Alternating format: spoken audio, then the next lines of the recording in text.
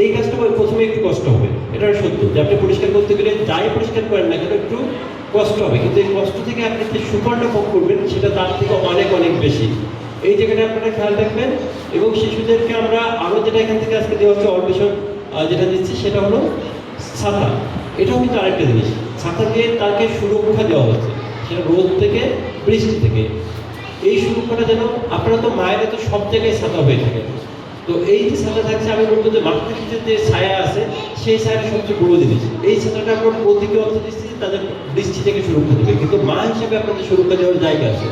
আপনার সন্তানের সাথে ইতিবাচক ব্যবহার করা, তাকে উৎসাহিত করা, তার সামনে নেতিবাচক আচরণ না করা, তাকে আঘাত না করা, তাকে ভালো কাজে উৎসাহিত করা, খারাপ কাজে নিরুৎসাহিত করা, ভালো মানুষ হিসেবে গড়ে তোলা।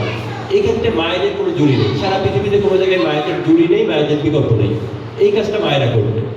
এখন ওদের যে ছোট্ট সময় যেটা আছে, এই সময়টা ওদের জীবনের সবচেয়ে গুরুত্বপূর্ণ সময়।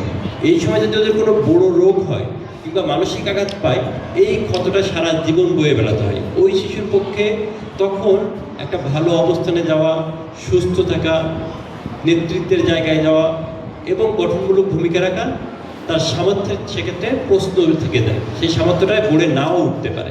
আমাদের ওখানে যাতে কোনো জায়গায় পানি জমে না থাকে এই জায়গাটা খেয়াল রাখতে হবে, কোথাও পানি জমে না থাকে। আমি যদি আমার ঘরটাকে, আমার চারপাশকে পরিষ্কার রাখি, প্রত্যেকে যদি তার চারপাশ পরিষ্কার রাখে, তাহলে কি মশা জন্মাবে?